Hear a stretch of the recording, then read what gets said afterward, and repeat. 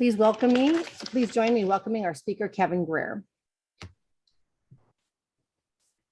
Kevin Greer is a native of San Diego and earned his doctorate of physical therapy degree from the University of St. Augustine in San Marcos, California. He enjoys golfing, surfing, kayaking, and snowboarding. Growing up, he developed a love for sports and played baseball throughout his childhood and into high school. He then decided to pursue a career in physical therapy and practice applied functional science to help patients improve the way they move and achieve lifelong fitness. He developed a passion for golf from his grandfather and has been hooked ever since. He wanted to further his understanding for the golf swing and how patients' physical limitations may influence their game. To do this, he attended the Titleist Performance Institute Level 1 certification course, where he learned swing tools and the swing characteristics most amateur golfers display. Please welcome our speaker, Kevin Greer, who will be talking about gaining power, speed, and longevity in your golf game. Hello, good morning, everyone. Thank you, Annette, for that introduction. So today we're going to talk about something that we all love, which is golf, which I'm pretty excited to do today. I hope you guys are just as excited. We're going to get off and start rolling here. I'm going to share my screen with you all. I'm going to come here. All right. So what we're going to get started with is right here. We're going to go ahead and get this PowerPoint going for you. In one sec as we hide. Good. All right. So as we get going, we're talking about the golf webinar part 2, gaining power, speed, and longevity. My name is Kevin Greer, and I have a level 1 TPI certification. I'll be talking briefly about that here in just a second. But first up, what I want to talk about here is what we're going to cover today. So what we're going to cover is listed here. We're going to talk about the Titleist Performance Institute swing philosophy. We're going to talk about spinal alignments at the address of the golf ball. We're also going to be talking about common swing characteristics, talk about sequencing of your golf game or your golf swing, and then exercises that you can do to improve your mobility, power, and efficiency. So before I read this quote here, what I want to give you guys is a little bit of background about the TPI Institute. TPI was developed in the late 90s, early 2000s by Dr. Greg Ross and Dave Phillips. They set out to find a more efficient way to understand the golf swing and what physical limitations can be affecting your golf swing. So the way that they did this is they started by using 3D motion capture systems and sensory motion devices to help understand the sequencing of the golf swing. And then they also developed the body swing connection, which is the level 1, that certificate that I took. And that it was all based on how your physical limitations can be affecting your golf swing. And if we look here at their quote, we don't believe there's one way to swing a club. We believe there are an infinite number of ways to swing a club, but we do believe that there is one efficient way for everyone to swing a club, and it is based on what they can do physically. So as we think about that quote, we're going to move on to a couple of videos here. On the left, we have current world number 1, Jon Rahm. We take a look at his swing here. We see that his backswing is much shorter than what you typically see on the Pro Tour. Him and Tony Finau both have relatively short backswings. Jon actually has been working with the guys at TPI since he was 18. They built his swing around what he can physically do. And they saw that he doesn't have a lot of what we would call thoracic rotation, which is in the upper back. Think about that mid-back area right through here. In contrast to that, we see a former number 1 in the world player, Dustin Johnson, here on the right. So as he comes into his backswing, we see a dramatic backswing, and those hands go way above his head, generating that torque and that power at impact. So just 2 very different swings, but they both are efficient and they both have the same characteristics of how they generate their speed and power. Moving forward, we have 2 other very dramatic swings. Jim Furyk, I'm sure you guys all have seen his swing. It's not what you would call conventional, but he's been on the Pro Tour for many, many years. So if we play this video here on the left, we're going to see, again, not the most conventional swing, but he gets the job done. He gets that shaft way past vertical at the top of his backswing, and through impact, he makes solid contact. If we looked at John Daly's swing, something that John Daly has is a lot of mobility. So we're going to look through here. We're going to see that he gets that shaft almost completely wrapped around his back. He can see it out of the left eye. You probably can see it out of the right eye with how far back he gets this club shaft coming around the side here. So as we get to the top, he really starts to torque through his upper back, gets that rotation through there, and you can see that club almost wrapped completely around to the front of his body. As he comes through, he gets back in a good hitting position, hands are inside, and he goes through that contact here. So just wanted to give you guys some visual cues on what that TPI philosophy quote kind of looks like in play here. So we're going to move forward now. We're going to talk about spinal alignments. So when we're talking about thoracic and lumbar spine at address, that's just your mid back and low back. So there's two common malalignments at address that TPI has found. So when we look at the S posture, it's a hyperextension in the low back and rounding through the mid back. So in PT, we would refer to this as an excessive lumbar lordosis and a thoracic kyphosis. In contrast, we have the C posture, which is increased rounding through mid to low back. First, we're going to talk about that S posture. So we have this picture here. As we can see on the left, we have that increased rounding in the upper back. And then into the low back, we have that hyperextension and arching forward through here and sticking that tailbone out. So what is it? It's that excessive rounding in the low back into the tailbone. So the main things, why does it matter to your golf game? This is one of the top causes of lower back pain. It can make it difficult to maintain proper spinal alignment during your swing. It's going to lead to increased difficulty rotating through your low back. So it can cause loss of posture, reverse spine angles, and things that we'll talk about. It can lead to that increased stress in those low back muscles, relating back to the top causes of low back pain. And it also is going to deactivate the core muscles. So as we get that rounding through that low back, that's going to stretch out through those abdominals and put them in a weakened position. Some of the physical causes is an inability to posteriorly pelvic tilt. That is something that we'll talk about a little bit later with some of the exercises. Also, some muscle imbalances. So you can have some weakness in your glutes, just think about those butt muscles, and weakness into the abdominals. You can have some tight paraspinals, which are the muscles in the low back that run vertically along your spine. And in addition to that, you can have tight hip flexors, which are the muscles that go from the front of your spine down into the front of your hips. Now we're going to move into the C posture. So in the C posture here, we have that excessive rounding all through that upper back down to your tailbone, something that we don't typically want to see in a golf swing. Why does it matter to your golf game? It's because it's going to lead to increased difficulty rotating through your upper back here, so that mid back section. It can make it difficult to maintain your posture. Again, it can lead to loss of posture or that flat shoulder plane, which we'll see. And then physical causes, and so results in a variety of impairments. A lot of the time, it's muscle and joint restrictions in the upper body. It can be tight pecs in the front of your shoulders, can be tightness in the joints and the mid back, making it difficult for you to extend and get tall in that upper back positioning. Now we're going to look at the correct posture. So what does the correct posture look like? We have a neutral low back spinal alignment. So we're not excessively rounded one way or excessively arched the other. We try to get that nice neutral position. We don't have that excessive rounding of the shoulders forward. And we don't have any of that excessive rounding in the upper back.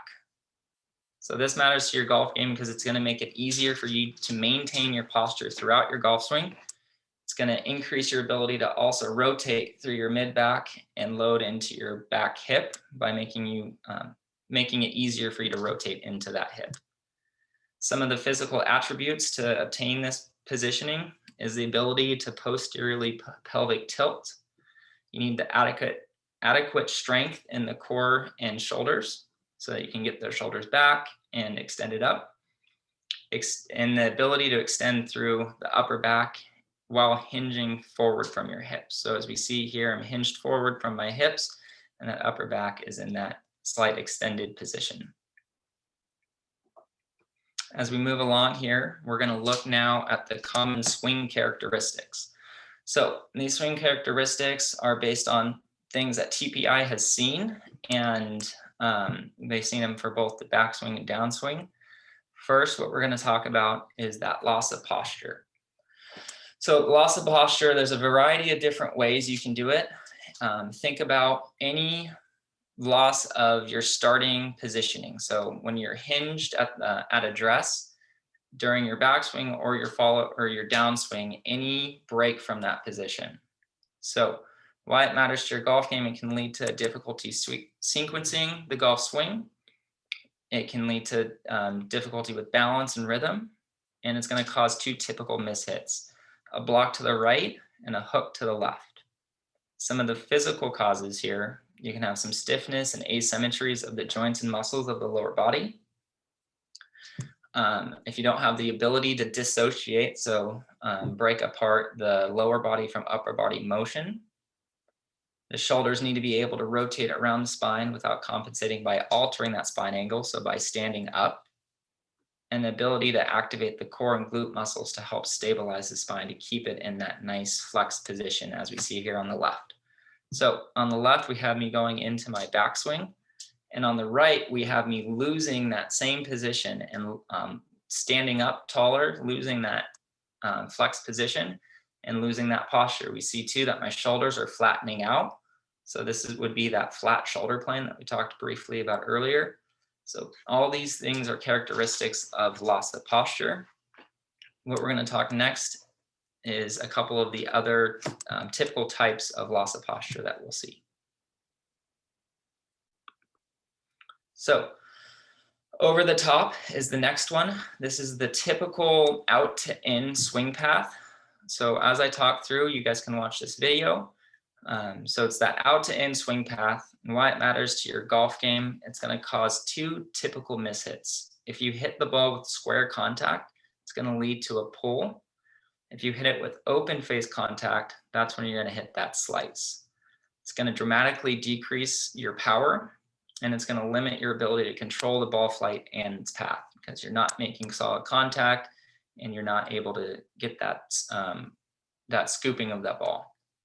Some of the physical causes, overuse or dominance of upper body during the downswing. So the video on the left shows that perfectly.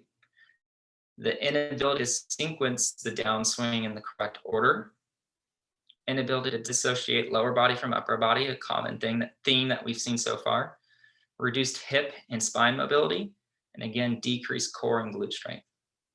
So if we look at this video again here, at the start, we have the shaft angle is that red line. So we want to see that shaft angle come back along that line. And then as we play it, that green line is when that shaft and arm, that lead arm, are parallel to the ground.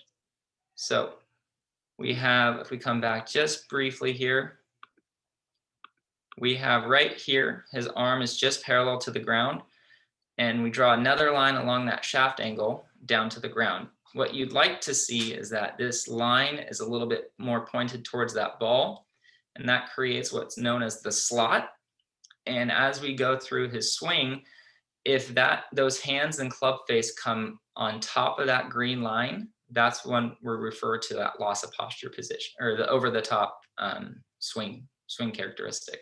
So as he starts to come down with his swing, I want you guys to notice here that he has a lot of dominance of his upper body, which is what we talked about right here. He swings almost completely through his shoulders and upper body, and we see that he hits that ball pretty far off to the right at contact. So he hit it with that open face leading to that slice. He's also not wearing shoes, so maybe that has something to do with it too. All right, we're going to move on here. So next up, we have early extension. I'm going to play this video as I talk through as well. So early extension is one of the more common ones that you'll see. So what is it? It's any forward movement of your hips towards the ball, or when you start to straighten up too early in your downswing. So why it matters to your golf game? It's going to give you the feeling that your arms are being stuck or trapped during that downswing, since you're closing that space between your body and the ball. It's going to lead to a reliance of your hands and arms to make contact with the ball, which is going to make it difficult for a consistent ball striking. And that can result in a block or a hook shot path. Some of those physical causes: decreased ability to internally rotate through the lead leg. So that front leg, if you're unable to rotate through it and you push your hips forward to get that mobility. Inability to stabilize through the lower body during the downswing due to weakness in the abdominals or glutes. So if you aren't able to kind of plant yourself into those legs while you're swinging, that can lead to that forward positioning and standing up. And limited chest to hip separation due to tightness in the muscles along the side going to your shoulder and the lats there, and reduced spine mobility. So if you don't have that spinal mobility to swing through, you're going to try to stand up since you don't have that motion. So we're going to start this video again. If you ever want to do this at home or at the driving range to see if you have early extension, what you want to do is you draw a line vertically along your tailbone straight down to the ground. During your swing, you should maintain your tailbone tucked onto that line throughout the entire swing. So as we go forward here, we see at the top of my backswing, I'm already moved forward from that start position. And as we continue going through, as I finish, I'm still forward from that initial positioning. So that a lot of times leads to that block or that hook, because you're changing that contact position every time. And the most important thing here is the sequencing of the golf swing. So this is the key to creating that speed, power, and efficiency. And this is what the guys over at TPI have spent so much time looking at. And they have seen that the top golfers in the world and those high-level golfers have all display the same characteristics that they've done a lot of data research on using those motion capture systems and those sensory systems.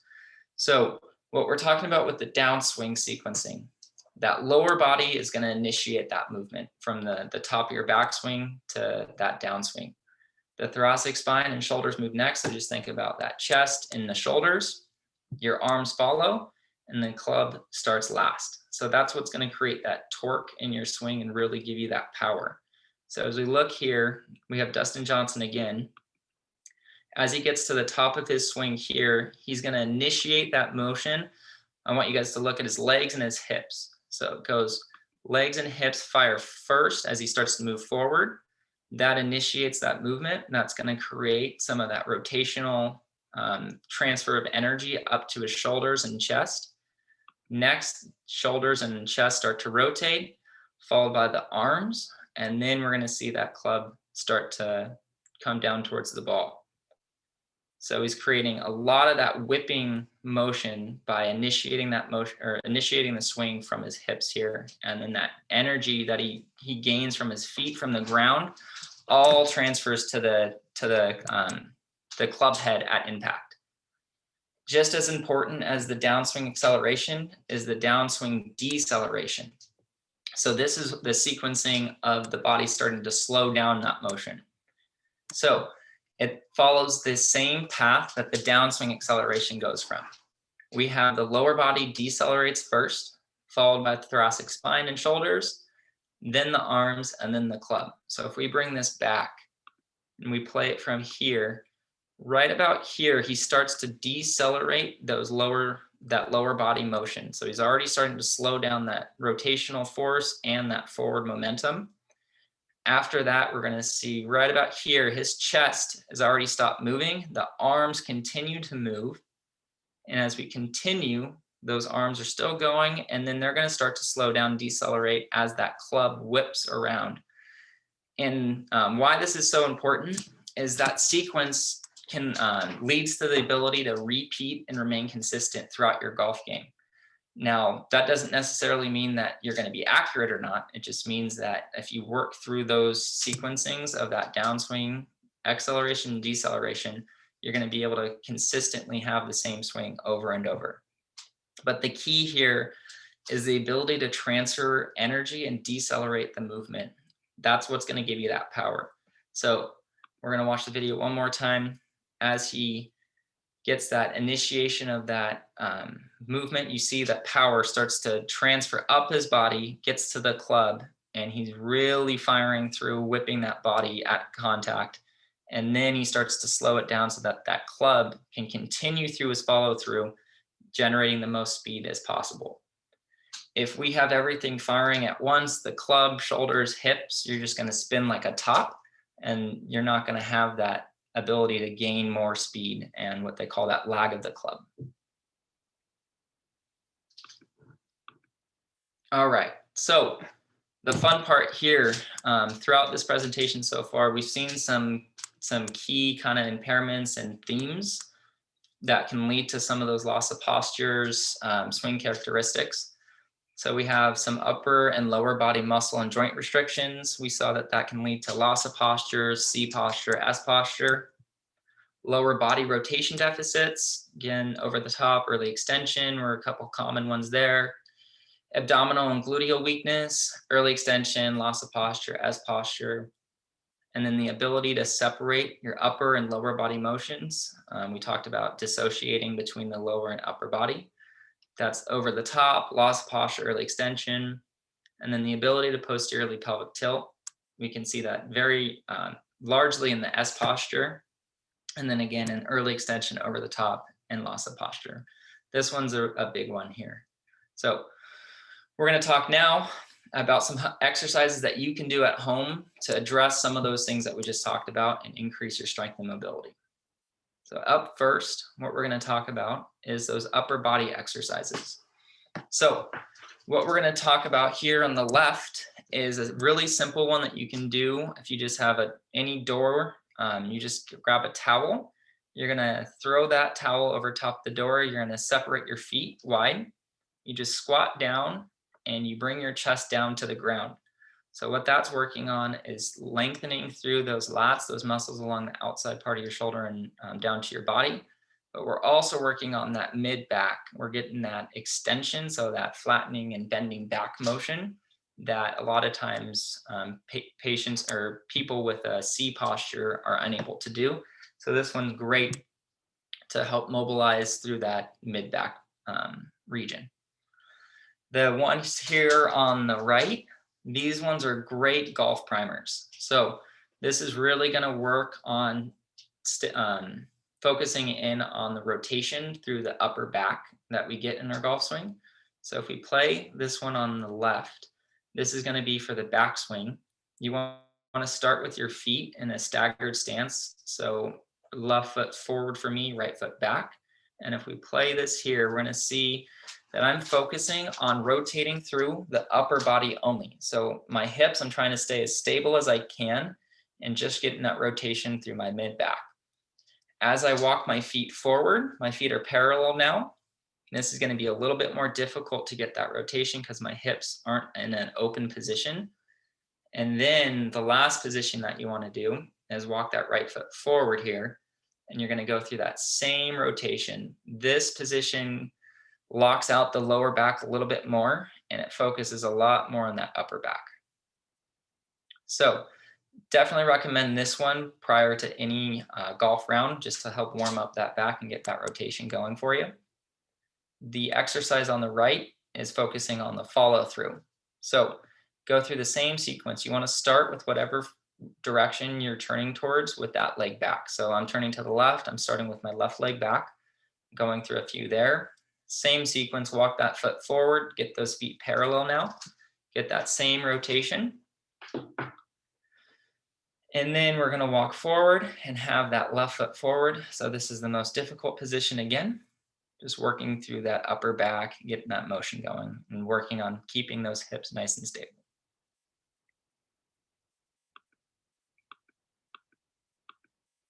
All right, now we're going to talk about the lower body. So these ones are really important so that you can get that dissociation between that lower body and upper body, kind of like we just talked about in the previous slide, upper body versus lower body. Now we're going to move down the chain a little bit here. So on the left, this is a great one to start with as well, just to get those hips moving. If you guys have seen Happy Gilmore, Chubb says it's all in the hips, and that is true. We're going to play this video here on the left. We're going to see I'm just bent over in a golf posture. I have my hands holding onto that club, and I'm focusing on rotating through my hips left to right and back and forth, trying to keep my upper body a little bit more stable and not rotating through that upper body. So we go through with the feet together. It's a little easier. As you widen your feet, it gets a little bit more challenging. We have 2 positions just so you guys can see. This is feet together again, rotating through those hips, trying to keep that upper body from rotating. Holding onto that club will help stabilize that upper body. And then you'll go back into the feet widen into more of a golf posture position. These next exercises here on the right are great to do on the course. You can start with your feet together, just like this. This is called the step change direction drill. So as we go here, we're going to see that we bring the club in front of the lead leg. As that club passes the feet, you initiate your step with the lead leg and start your swing. So as we go through, that is going to cue you into initiating that or sequencing of that golf swing with your lower body and hips versus that overdominance of that upper body and shoulders. So we have a slow-mo here. So this one you can see a little bit more detailed, the initiation through the lower body. So as I rock forward, I'm going to start to bring this club back. My feet are still together. And as that club crosses my feet, I step with that left foot, and I'm starting that motion already with my hips and lower body moving towards the target, and then creating that whipping motion that we saw with Dustin Johnson. His, of course, is a little better than mine, but I think I'm getting there. That's our goal, right? Is to just continue improving. So that is a really good one you can do on each tee box before you swing. Just kind of getting that feeling of the hips and lower body starting the motion. Next, we're going to talk about some pelvic strengthening and control. So this is the key to getting out of that posterior pelvic, or getting out of that S posture and really getting you to feel the hip motion. So the cat-cow, I'm sure a lot of you have seen before. We're going to go over it real quick here. So you want to start in that on all fours position, hands under your shoulders, hips right on top of your knees. You want to initiate the movement by contracting through your abdominals and rounding through your back. That's going to help get you that control and really get the motion down and know what you're supposed to do with those hips. So this is one of the easier positions to do it in. What we can do now is get you up into a standing position, and it's going to be a little bit more challenging. As we play this one on the right, again, holding on to a golf club to help stabilize the upper body. We don't want to see movement through here. We want to get all that movement through those hips here. So as I tuck my butt underneath, that's what we're referring to as that posterior pelvic tilt. And as we come arching back the other way, that's called an anterior pelvic tilt. But this is really where we're focusing on. It's pretty difficult to focus in and only get those hips moving. So it's something that we really want to work on. And you can do it again, just in the standing position. Avoid moving that entire body, avoid moving through the lower legs as well. Just try to focus right through in those hips. And then as we move to the next ones here, this is more targeted for abdominal strengthening. So we have here on the left, the dead bugs, which is a great one that I have a lot of my patients do to help engage those core muscles. I'm holding on to a golf club in this video. That is something that you can do at home, give you some sort of weight to hold on to. You can also do it with a light ball or weighted ball. What I'm doing here is I'm keeping my low back flat on the ground. I have my hips hinged and my knees bent at a 90-degree angle. I'm keeping my low back flat on this mat by contracting through my core. So that's what's really important. As my arms move and drive this motion, that's going to challenge that core muscle a little bit more. So this is one of the easier positions to do it in. And then we have a progression here on the right. You obtain the very similar position, hips bent at 90 degrees, knees bent at 90 degrees. As I move my arms up overhead, my knee and leg kicks out straight. Again, working on maintaining that flat low back position. If you're unable to keep that low back position, you want to continue working on this exercise on the left first before you progress to this one on the right. And to progress this one, you can just, again, the one on the left, you can do with a weighted ball prior to moving to the arms and legs moving together. Okay, now we move to the glutes. So the powerhouse of the hip. So on the left here, these ones are a little bit more progressed and difficult than what Tanner went through in Golf Webinar Part 1. So he covered a lot of really good strengthening that you can do in a squatting position and lunging position. This is a little bit more of an advanced lunge positioning. So I call these glute burners. What you're going to want to do is you can get your whatever leg you step back with. You can have it to a step. You can have it to an ottoman or a couch, anything like that. But what I'm doing is I'm dropping my hips straight down, reaching forward with my hands and my chest towards my lead thigh, so that lunging thigh. We're going to give you a little side angle here. This one's really, really good to isolate that strengthening through the hip.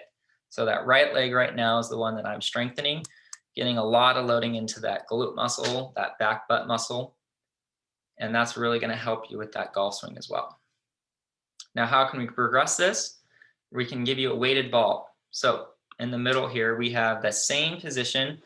Now I'm just holding on to a weighted ball, and you're going to perform an X chop motion. So what an X chop looks like is you're crossing your body with that ball, chopping to the opposite hip. So as I lunge down, I'm chopping to the lunging leg and then coming up and rotating towards the opposite shoulder. We'll do on both sides. Again, right shoulder to left hip now, that X chop motion down and across the body. And again, this is the progression of the exercise on the left. And now as we move to a squat position, we're going to do a very similar motion.